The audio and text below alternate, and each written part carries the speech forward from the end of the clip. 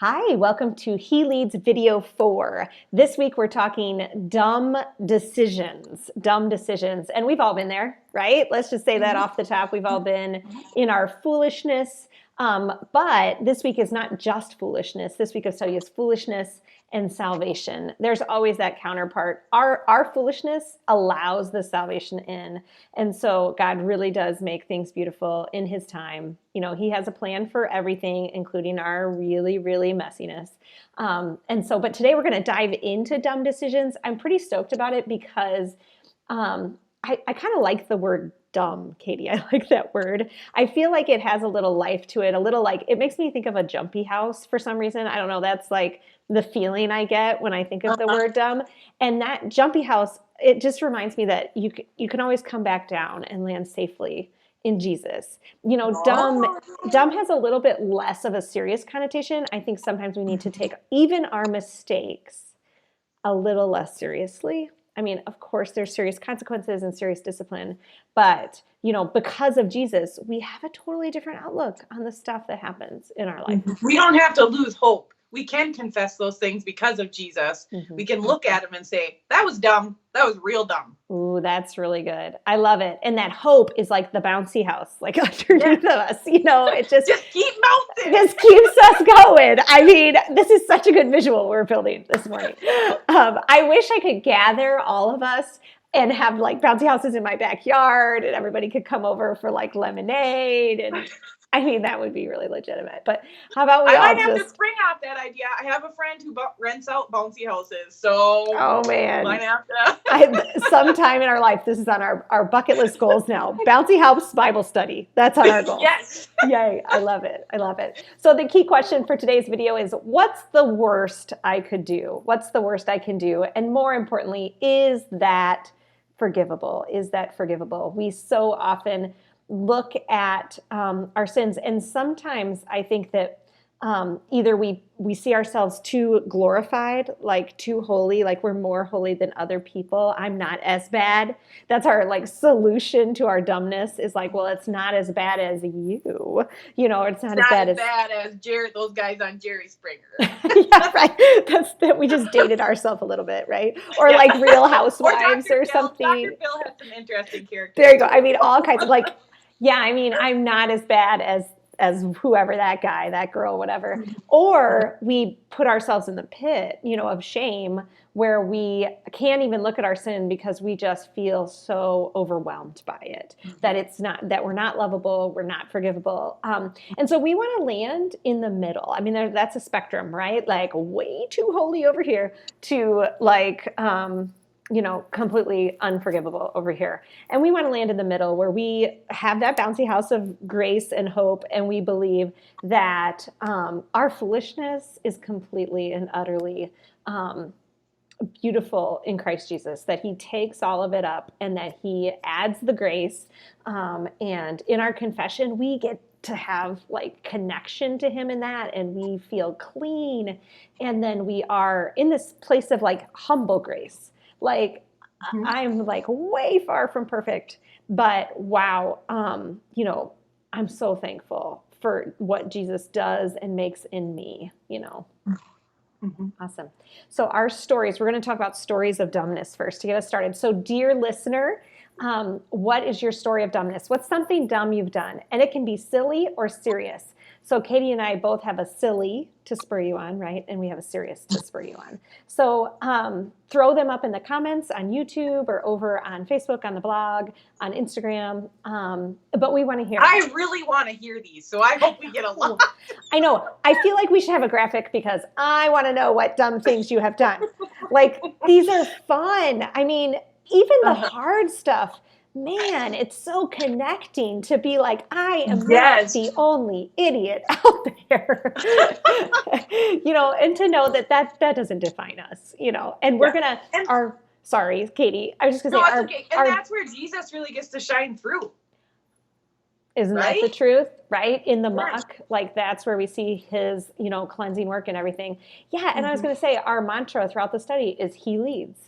And he loves, he leads, and he loves. Those are the answers. When we have to bring up our stuff, whether silly or serious, like he leads and he loves, and that's the answer. So, okay, so my silly one first is when I was 12, I was kind of staying home by myself for like a longer period of time. And I think my parents were working. I'm pretty sure it was in the summer. It might have been like after school one day, like who cares? But I made a frozen pizza. And so I was like finally old enough that I was allowed to like use the oven while my parents are gone. So this is like really, I am obviously a big human being now. Like I can use the oven. And so I remember being so excited and like, I put the frozen pizza in, and I even remember it was like a Tony's frozen pizza with pepperoni and sausage. You like remember these things. And we had the round metal, old school, like 1980s pizza pan. And so it was real lightweight. But I went and I tried to take it out with one pot holder. But it's kind of big. It's like 16 inches around. And so I didn't, in my 12-year-old brain, didn't calculate the fact that it was definitely a two-handed situation here. Two-handed situation. So I take it out with a pot holder, and instead of like just waiting, grabbing a piece of, a towel behind me, or like even just like closing the oven, going to get another pot holder, I'm like in my brain, I'm just going to use my thigh to like prop up the pizza pan. You could see the dumbness in this because it doesn't even make sense. And I think that's how decisions are sometimes. Like when we make really dumb decisions, we just it doesn't even make sense. Like who knows why we walked that road? And so I took it out, and I wasn't even like Ross on Friends and grabbing the fajita pan and burning my hand. It's gonna hurt tomorrow. Instead, I grabbed it with my thigh and propped it against the oven. So I still have this big 3-inch pizza pan burn on scar on my thigh from doing that. I learned really quickly, you do not take pizzas out of the oven with your thighs. Not a good plan. Yeah, but I did learn how to take care of myself and get some first aid. And my parents were really great, and they were like, my mom's a nurse, so she's like, is it blistering? Is it white? What does it look like? And she deemed it not bad enough to come home from work. And so and she's super awesome. I mean, she asked all the right questions. And so I put some Silverdine stuff on it and put some big, what do you call it? Gauze over it. Oh man, that was fun. So that's my silly one. What's your silly one, Katie?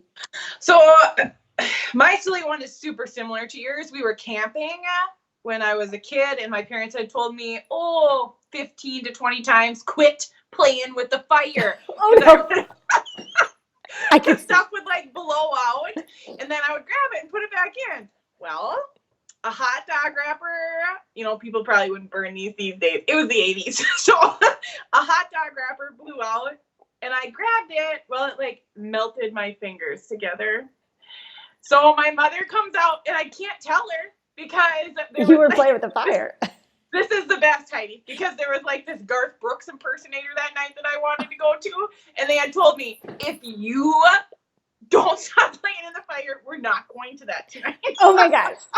No. So I just stuck my hand in the cooler, and my mother found me with my hand in the cooler. So, but then this summer, my son did the same thing, and this Mother of the Year did not notice it until the next day. And I looked at his thumb, and I was like, Jeb, because apparently he had grabbed the, when we were making marshmallows, grabbed the hot end. And it was such a clear illustration to me that, because it got a huge blister and everything, that you have to tell people about stuff or it just gets worse and worse and worse. Ooh, that's good. What I had to communicate to him, even if it's not fun to admit, we have to say, hey, I did something real dumb, or the blister just gets bigger. That's really powerful. Oh man, I love that. In both instances, getting help for our decisions that have hurt us. Actually connecting with people and with Jesus about it. That's where the healing comes in. Otherwise, we're just stuck with this dumb decision. Yeah. And a burn is such a good illustration for that, because it just keeps burning. It's funny that both of ours are that. Also, through our mistakes, is where we learn so much. Like, and I think that's so grace-filled that like when we can look at them as mistakes and be like, whoa, that did not go well. That was dumb. I mean, if we just ignore it, we'll never learn. And that's like its own kind of shame pain, like way deep down. But like when we look at it, then we learn and we're like, okay, this is what I need to do when I get burned. This is what you need to, there's so much in that God gives us. So those are cool. Awesome. Well, my serious one, and I won't tell like a big story because we want to move on to our Bible section. But just a reminder to the listener, we want to hear your silly stories or your serious stories about dumbness. Is that like when I had this really like, and I have a blog about it actually, I had my best friend growing up. Like people long for these things, right? Like the Disney Channel best friend. And I had one. Like we made up musicals in her living room and like we did everything together. Their family was like really into running 5Ks. And I even like ran in 5Ks with them, which if anyone knows me, it's like, yeah, those days are gone. I am not into running. I mean, I do run because it's healthy, but I like don't like it. And just stuff like that. I mean, we played Oregon Trail for hours on her computer and just so much stuff. And it was about sixth grade was still kind of okay, although weird in our friendship, I think. Seventh grade, I definitely ditched her. Like I just ditched her for other people. And it's probably one of the most painful things for me to look at in my life as like my mistake, my fault, this is me. Like, and I mean, for years I made excuses. I mean, like pretty much through high school, because we like went to the same school. Like I made excuses about how, well, we had different interests and like we were just growing apart. And, we can make up all the right language to make ourselves feel better. But as a now 40-year-old woman, like I am ready to say, like, I miss her. I just miss her. And I miss having someone to be like, remember when we did that? And I had other friends in elementary school, but like not someone that I lived life with. Like I lived life with, and she was part of my family and I was part of hers. And I ran into her mom like a while back, like a few years ago. And it was just like so nice to like hear about her. And that made me realize like, wow, I really miss that friendship. And so I'm still like mourning it. I'm mourning the loss of my own mistake, and it comes up every once in a while. But knowing that like God, God's working, he's obviously given me other friends. And like, I know she's probably doing well in life and I'm so happy for her. But yeah, I mean, just that was a mistake. Like that was a friendship that was worth it. And I just gave it up. So. Mm-hmm. Yeah, mine is also very similar to yours. First year of college, roommate dealings, and I just handled it poorly. Something had to be done, but I still think back to that over and over again. Like, just dumb. Like, why didn't you go to her first instead of talking to other people was my huge mistake, And I think so often those are the really dumb decisions that hang with us when we affect other people so much. Yeah, that's really good. That's good. And I mean, I think I think the serious stuff usually revolves around some kind of relationship. Or even if it's a mistake that we make that somehow doesn't involve relationship, it's usually the relational components of it that are big consequences for us.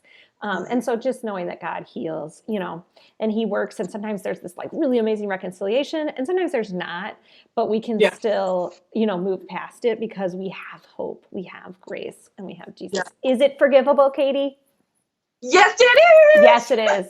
Always forgivable in Jesus. Always forgivable. But like that reconciliation you talk about I think it's the post before this week, but how Jacob and Esau, like Jacob has so much different types of reconciliation in his life. Okay, that was so helpful for me. I hope that the reader does go back and read those if they haven't yet, because I have used that in so many situations, even the last couple of weeks, that God opened the scripture to us and was like, wait, you don't have to reconcile and it looks like perfect. Instead, here's different kinds of reconciliation. Yeah, reconciliation doesn't always look like running towards the other person.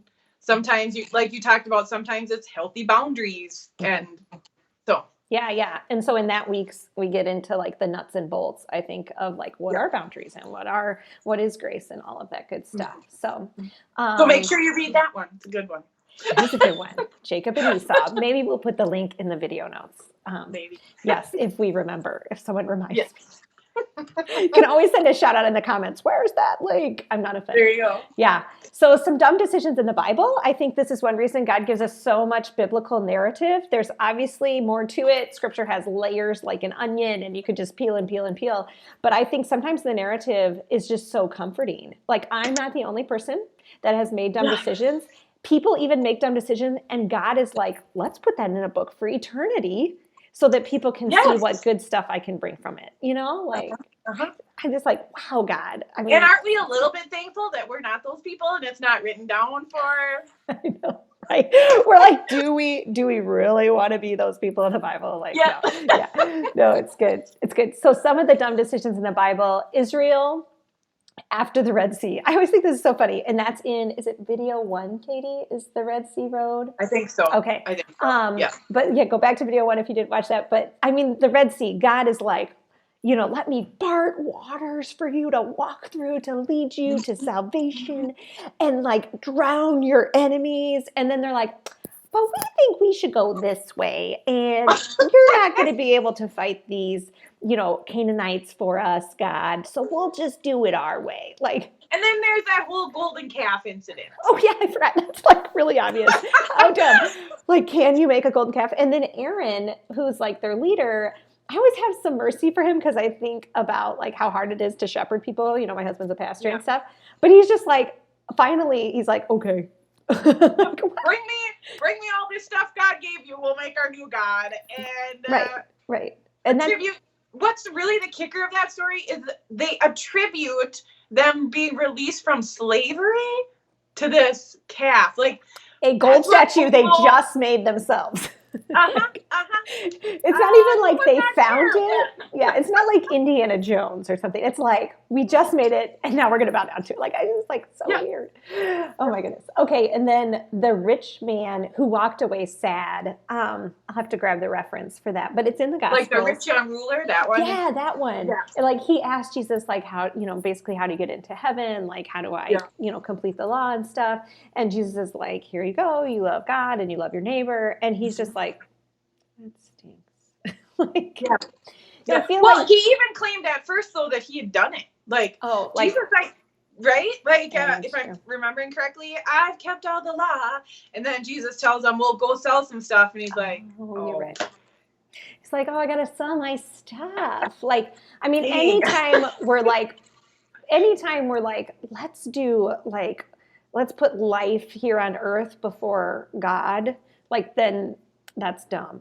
It's just dumb. And so I appreciated that reference, that we could be like, wow, sometimes we do turn from God, turn from Jesus, and it's just dumb. You can just call it what it is. It's dumb. And then turn back around, Yeah. Which other one stuck out to you from our list, Katie? Well, the Abraham lying about Sarah, like more than once. And he does it more than once. That's the kicker. But really, like, I've written about this in my blog. I feel like this is the first time we see sarcasm in the Bible when the Pharaoh asks him about it, and he goes, "Well, she is my half sister." And then Pharaoh says something like, "Okay, Abraham, take your sister with you and get out of here." Like, I know, that's great. And that can be found in Genesis. But Abraham does try to pass off his wife, Sarah, as his sister more than once. Is it the same, like, king each time, or is it different kings? Either way. I don't know. It does not go well. They get kicked out, and he tries it again. It's really dumb. Also, like, I think it's so funny. Like, these people are people who, like, directly talk to God, and they just can't do what he asks. Like, they just can't do it. And I think we're really similar. We have the Bible all the time, so we directly talk to God constantly. But we're like, I don't know. I mean, just like Eve, did God really say that? Yeah, absolutely. Absolutely. So. All right. So today we want to look at a particular dumb decision. We'll call this the dumb decision of the day. The dumb decision of the day. This could be like dumb decisions of the century. I know, right? It's a big one. And just off the top, we're going to talk about the fact that it's weird and kind of confusing and a little hard to wrestle with. Like, this is where Mighty and Mysterious comes in, right? Like, there's a lot of mystery in how God works in this one. And so there's some things we can say about what he's doing and some things we just don't know and we don't understand, and kind of leave it with the tension. I guess we're going to live in that tension a little bit today. And sometimes that's true about our dumb decisions. Sometimes they're not all cut and dry. Sometimes we think we did something right and then we didn't, but we're not sure what we could have done different, And so I think we can live in that. It's okay. So we're going to talk about Judah and Tamar. Judah and Tamar. And so Katie, instead of reading Genesis 38, because it's like a whole chapter, right? Katie is amazing at synopsises. And so we're going to have Katie basically be the storyteller for the Judah and Tamar story in the Bible. But if you want to look at it in your own Bible, it's Genesis 38. So go, Katie. So Tamar is Judah's daughter-in-law. Tamar's husband dies, so Judah says, okay, this brother, you go have children with her, but he decides he doesn't want to do that. He enjoys it, but he makes sure she doesn't get pregnant, we'll say. And then eventually Judah sends his daughter-in-law away, which should not have been the case. He should have ensured that she had a husband to take care of her and provide for her. So when he does that, she devises a plan to sleep with her father-in-law, essentially. She dresses up like a prostitute and stands outside the temple. And obviously, this is something Judah has a habit of. If she knows she can stand out there, and this is going to work. So then she asks him for his signet and something else, a cord or something. So she'll know that he's going to come back. Well, he comes back and she's gone. And then eventually it all comes out and Judah says, I guess. Because then they find out Tamar is pregnant and Judah wants her killed. Wow, so it just keeps getting messier. Yeah. Yes. So then Tamar comes to him and says, well, this baby is whoever these things are. And she holds up Judah's items. And this is the family of Jesus. So, right. I mean, I think that's really like the kicker is like, so not only are they, both just making really like dumb decisions, I think weird applies, like just, it seems like it doesn't make sense. And part of that is cultural, we don't quite understand the cultural. In the Old Testament, God did allow polygamy in circumstances. It's very weird, and it's very clear that he still doesn't think it's the healthiest way. And so I think in that way, it's kind of like where Israel wanted a king, and God's like, no, you don't need a king, you have me. But they're like, no, we'd really like a king. It's God allows for things like in certain circumstances, and we can still see that God's way is best because at some point it goes poorly. And this is a good example of that. Like it doesn't work. It doesn't work when we try to take matters into our own hands. And I don't necessarily see an answer for Tamar outside of what she actually did. I mean, I don't, and we don't know enough about the story.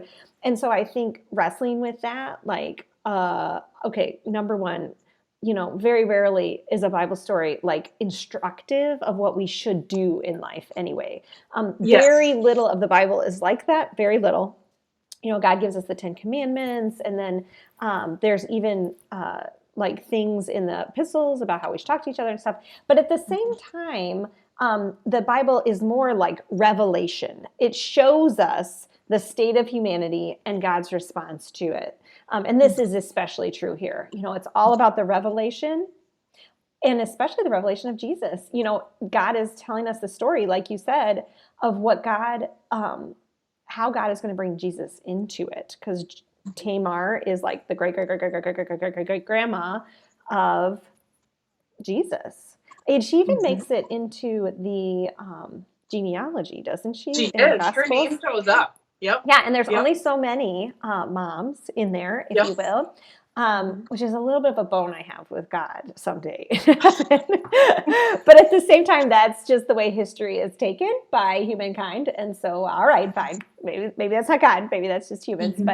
But yeah, I think the fact that he recognizes her in that and that Jesus comes from the fruit of her womb reminds us that it's forgivable. Absolutely forgivable. Like presenting yourself as a prostitute, sleeping with someone who isn't your spouse, forgivable.